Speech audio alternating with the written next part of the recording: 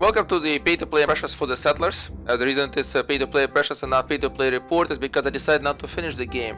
And the reason for that I will explain as I go along. It's not because the game is bad. I would gonna say start off from that. Alright, here it is the game. Now this is the Ubisoft, the 2018 version that they published, which is a historical edition version that has all the settlers included in it, and this is the version that they provided.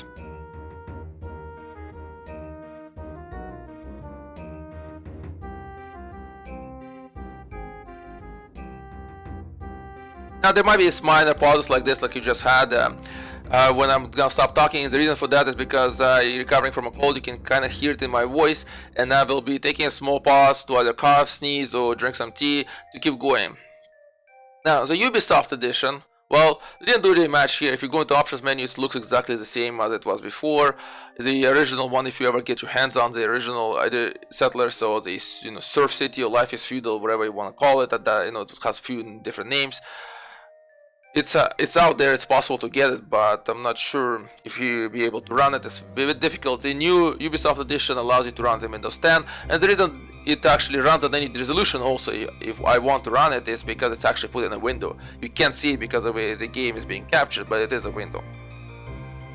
Alright, well, let's look at it. Well, the first thing what you want to do is to find the manual for the game. It's in the actual game directory, and you're gonna need it unless you played the Settlers before, because there's a lot of things that are not explained but only explained in the manual. There's not much text in it. The game is actually, I can see the copyright is 1994. Well, in reality it's actually 1993. I think that's when it was originally made for Amiga. Then it was moved over to other systems. The version we have here is the one that was designed for Windows, so not Windows DOS, 1994. And well, for 1994, the game is kind of impressive. For 2019, certain issues are issues. I'm looking at the game right now in 2019. So, like I said, you would want a manual so you know how to do things, what things mean, and so on. There's a few other things here. There's a tutorial available. There's quite a few of them available. Now, in order to understand what to do in tutorials and to be guided through tutorials, you're gonna need a tutorial. Read the tutorial section of the manual, because all the text, all the explanations, all the building names are all there. Then you also have the skirmish game. You can play skirmish against up to 4 opponents. You don't need to be 4. It's up to you. And you can also play 2-player. Interestingly enough, there's also world seat here and map sizes that you can control. It's kind of impressive for the game of the period of 1993, 1994 to have all this stuff, and there's gonna be more of this kind of depth that I was amazed by the fact that the game had so much. Here it is. You can also have the gameplay itself, and let's go back to the mission. So there's, like I said, I think I might want to mention it, there's about 30 or so levels. You don't control which level you can play because the game will not let you.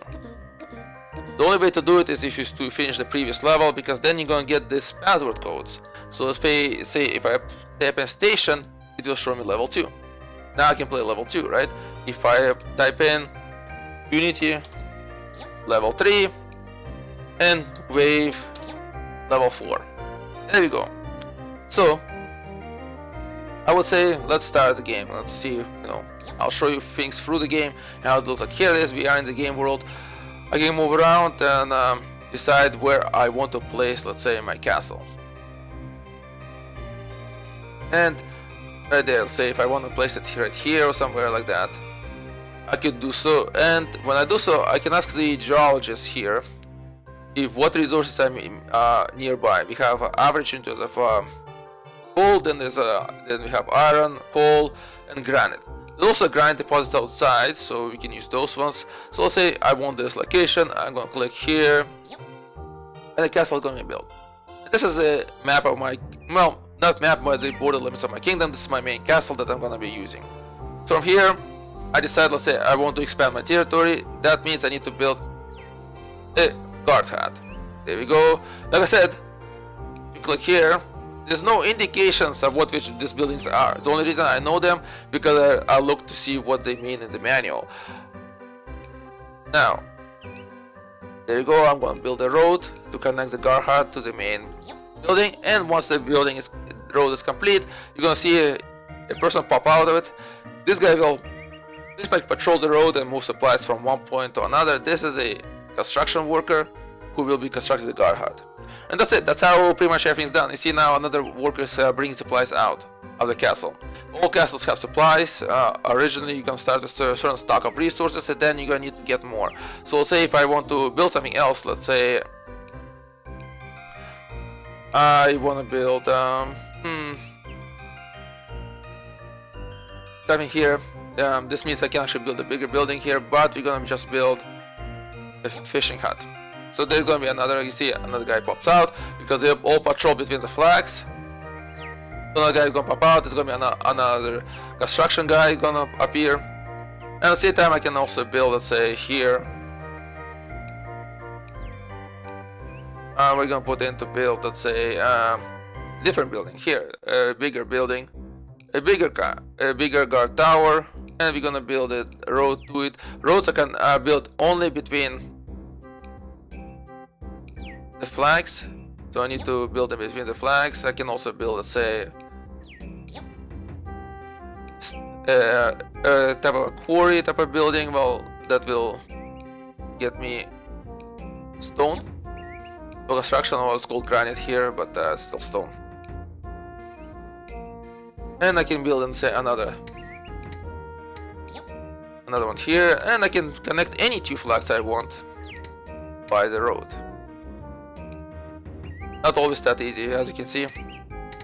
So if I don't like this, I can of course start from here and see, okay, where can I go? Apparently I need to go all the way around. Well, in that case, I'm just gonna connect to the main castle. Oh, I can see. I got maximum connections from this end, so I need to connect to something else. I can undo and guide myself to here. There you go. And of course, that's, you know, pretty much how you start out in the game. You start building different buildings and so on and so on. And as you build them, your domain will start expanding. Specifically, your military buildings, the guard houses, will expand the domain.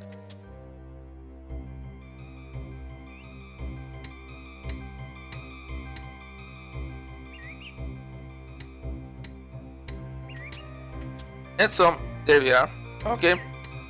Now, besides that, I also have ability to mine resources here and the actual mountains, but I need to locate them first. For that, I'm gonna need to use a geologist, and I have ability to control the speed of the game, something that I usually always do. So you know, right now I would immediately push the speed of the game faster, and then you can also go off and see here there's the enemy. Is beginning constructing here, the enemy is beginning there. You can also see the map right there, but as you can see, the world map is not exactly just a world map. It will repeat the map as many times as it needs to in order to fill that little square. The reason for it is because, well, you have that small of a map that it doesn't fit in that square. Now you can have a bigger map size, and it will be a different story. Alright, well, there we go. We have actually somebody moved into my new guardhouse, and our borders expanded. So there you go. That's pretty much the beginning of the game. I would say, you know, the main important thing is actual management of the roads, to make sure that you don't create any kind of a gridlock, because too many people are trying to move through the same road, too many supplies are being trying to move through the same road, and so on. All right, well, let's go and look at things a bit further along.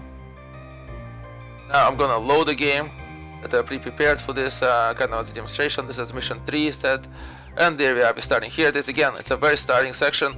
Here we are. I'm building stuff up. We have the construction guys moving around, like, you know, and we have a slightly faster speed also. Still retain. Here's an enemy already. Here's Ver area that they control, and I can also find the other enemy soon.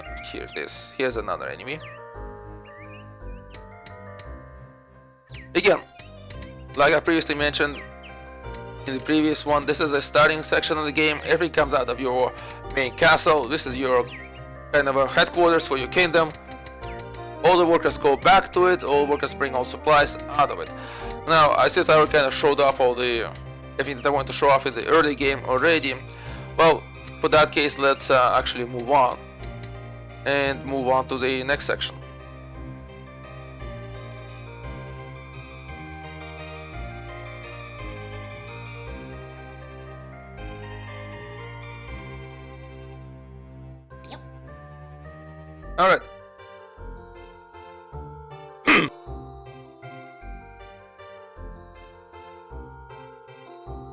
And here we are. You're gonna go further along. Here it is. As you can see, I moved on further along. I have more buildings, more things being here. The mines that are actually mining, and in order to get down to know what's being mined, I send out the geologist, and that's who puts up all those things. Again, now if you see right there, there's a geologist working around, and he told me that he found coal in this area, and I can build an actual coal mine here if I wanted to.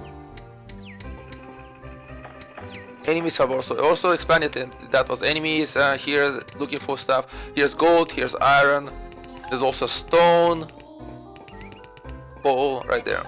Right there, my geologist found iron, sorry, iron, not iron, gold. There we go, I can build a gold mine.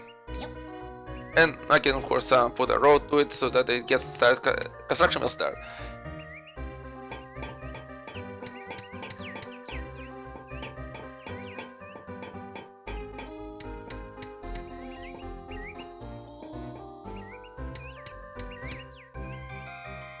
Now, I mentioned it's important to keep roads properly built and all that kind of stuff. Yes, it is. Also, another thing is important is the supplies. You need to provide proper supplies for constructions to be made.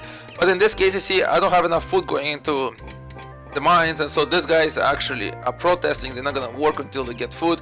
Miners need food to work, and well, the other buildings require different other inputs for people to work. And you gotta keep all that in your head and all in mind. That's why I'm building actually here. There's a food kind of supplies, and I found another gold mine.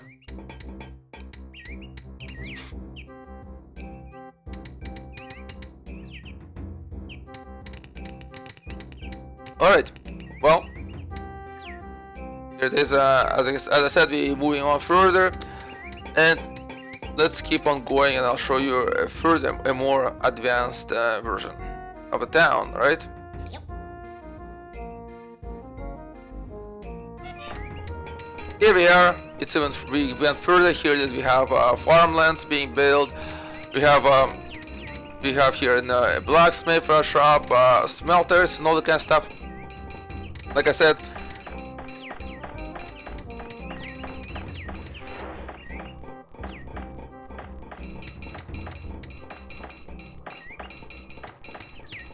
and no, here we have things being moved around, all that stuff. And how do you build stuff? Well, here it is. I click on it. It shows me I can build a simple buildings right there.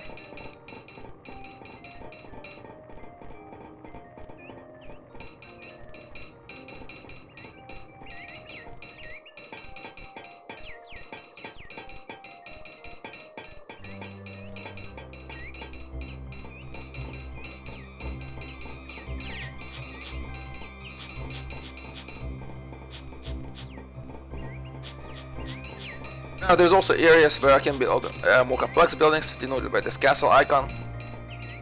Here I have castles which have more defenders, then there's a guardhouses that have fewer, and the guardhouses that have fewest.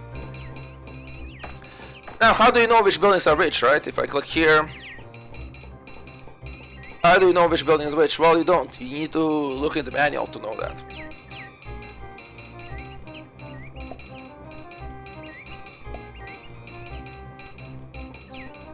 Some buildings are intuitive. You can tell that this is the guy who will get you stone. This is a kind of a guy who's going to chop down trees. But this one, what is this? Well, this is a building where the guy will build boats for you, right? So that kind of is a problem. A bit is my inability for me to know what's going on right here. That we have expanded that further. Our borders, great. All right, and you can see enemies also pushing up here.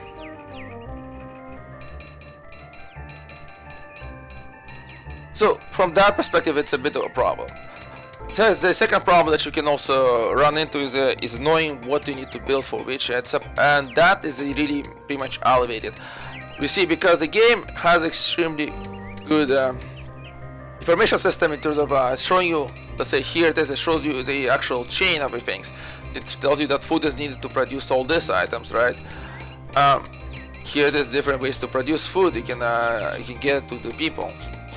From fishing from actual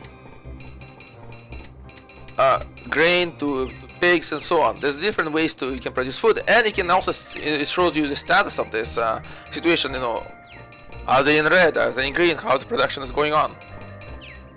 Is enough food being supplied? You can also do the same thing for other stuff, right? Here there's a production of different materials and what's needed in order for that to happen. That is also will be shown.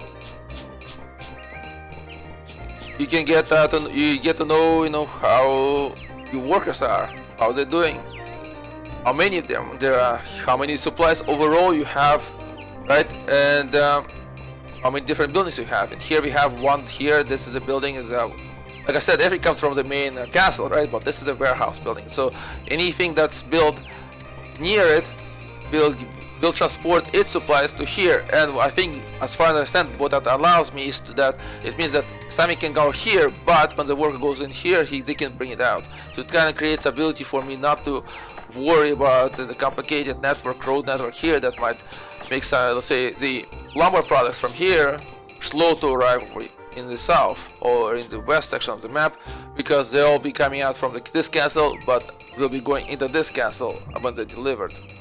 So from that perspective, you know, there's this kind of a interesting management situation we have, and so on. So we can see how many workers employed and what tasks and how many unemployed actually are. All the statistics is great, and you get even more. You also have further ability to prioritize things, which buildings will get how much, which supplies, which buildings get supplies first and which ones don't, right? You can move the sliders around, which is all this kind of a situation, you know, what's prioritized is great. This is amazing. For a game made back in 1994, right? All this is kind of amazing. You can also control how many soldiers, you know, you get hired out of your normal settlers. So all that, like I said, this is what we know. It really fascinated me. And when I was playing the game, I was really into it because of all this. I was like, I would be sitting there thinking like, okay, what's next? What's next? And you never really sit like there. I'm sitting right now discussing it. You actually always moving around the map. You're looking for new resources. You're moving to expand your map. I'm not doing that right now here, but you're trying to expand your buildings. You're trying to build further, you know, further ahead to push your boundaries, get new resources. Maybe you would want to start a fight with a neighbor. That's also is possible, right? Let's say I think I'll move forward to show you how to start a fight with a neighbor. Rather than using this, I'm gonna quit the game, and we're gonna start a fight with a neighbor. Here it is.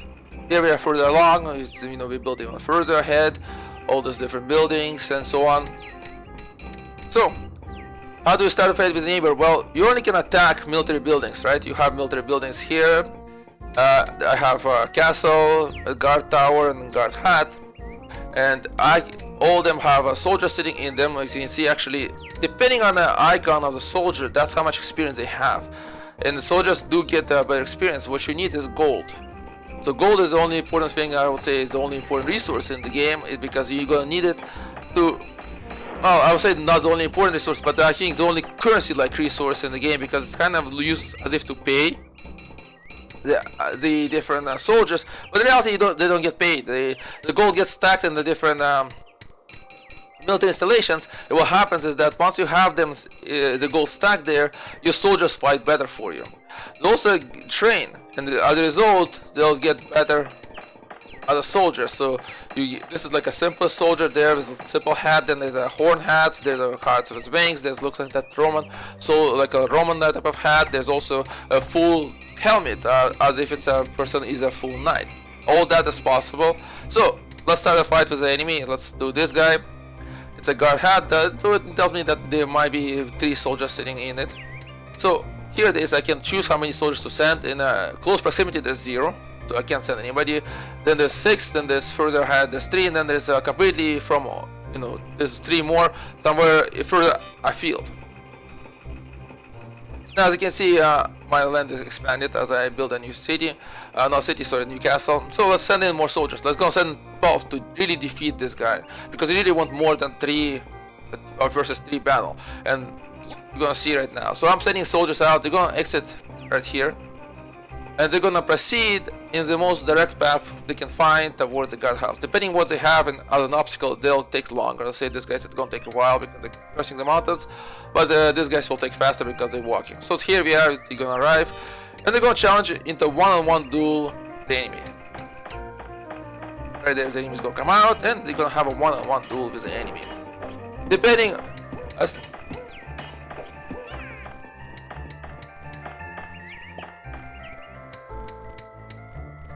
depending how much gold you have, the better soldiers fight. Depending how much more experience they have, I guess the better they fight. It's always one-on-one fight. Each fight, once it ends, the soldier goes back in the hat. That means they go back to full health. If your soldier won and another one comes out, I think your soldier is also back at a full health. And so there we go. We're gonna start off. It's not going that well for me, it looks like, but we're gonna try to. We got 12 soldiers that we send in here, right, to fight.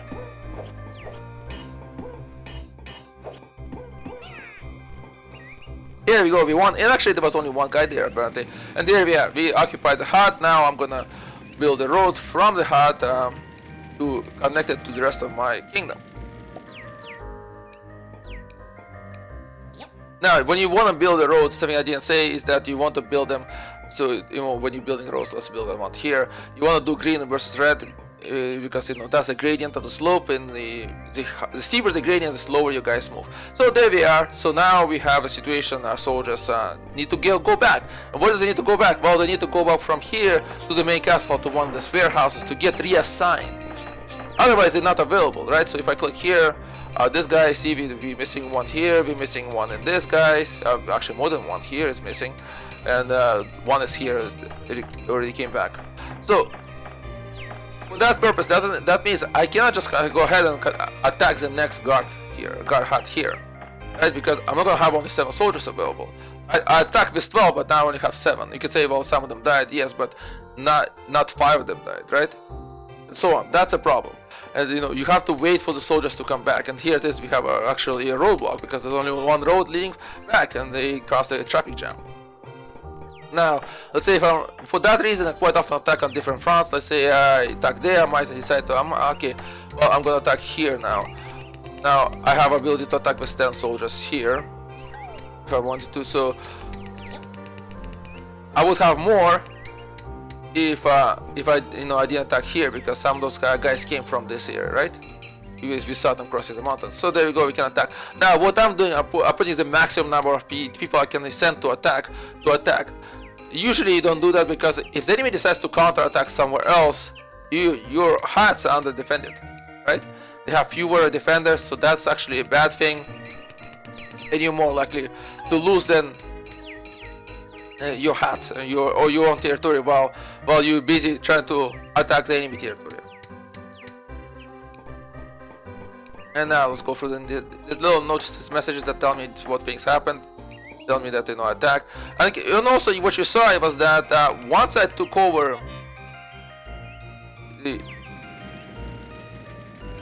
something, right? See, the enemy pushed the frontier, my building is burning now, but same thing happens when I push this frontier here. Where we are.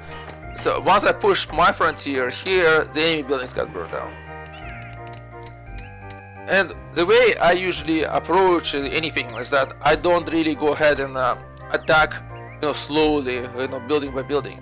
What I try to do is to isolate the main castle, because if the main castle is isolated and there's no more other warehouses that the enemy has, then the supplies cannot get delivered to the castle, and the enemy slowly is unable to build anything new, and therefore eventually they'll capitulate. Attacking the main castle will get me nowhere. I tried that a few times, and usually that doesn't happen here. See, we took over territory, enemy buildings are burning. Great. So, and now we have to wait for this guys to get back to me and get back. And so, and after that, of course, I can also speed it up the game to as fast as speed possible. It's all, they'll start moving quicker. Here we have another road jam because too many people are trying to move across here. But all this is all, going on. And while you're playing, you're not noticing this kind of slowness, so that you have to wait for things, except if you're trying to quickly kill off the opponent. But you will notice. Otherwise, you're not even watching your troops attack. Quite often I'll be somewhere else trying to see if I need supplies, because eventually the mines will run out of the resource, and you have to put a new mines. You look at that, you're trying to optimize roads, you're doing that, and then every so often you'll be checking like, oh, I actually want here. Okay, let's build up a road here. Let's build up some infrastructure here. Then go on and so on. So that's how pretty much the game goes. And as you're playing along, like I said, it's very engaging. I really liked it, and all this little micromanagement that not micromanagement actually, it's a macro management that you can do in terms of prioritizing what moves where, how it is, what's built, so on. All that is also great. Right, I can prioritize which products to get moved around and so on. The military portion is what actually gets me kind of upset, is that it takes a while. All this, my moving troops back and forward for them to go back and so on. It takes a while, and you end up is that you end up playing the game for hours just to complete every single mission. That's the reason. Oh, there goes. See the enemy occupy the buildings. Now I lost the guard head. What I can do, of course, is do immediately to attack the enemy. Say, go 8 people. Now, this of course creates a, like I said, a slow type of a slog. It's a more of a war of attrition that I always find with this game, and therefore, after a while, I played through Freedom and I said, like, well, I got the idea. I got the idea what the original settlers would like. I like the idea. It's amazing how much they managed to put into the game back in that in 1994. But I just don't have the patience anymore to just go ahead and play through all the Fury scenarios, like all the Fury missions that are available. I just don't want to. Instead, I want to go on and move on to the other settlers games or to some other game to play. And that's the reason I decided to, to discontinue my engagement with the game and to do a pay-to-play impressions. And there you go. You see, it's possible to lose. I just lost. I could not defeat that guy.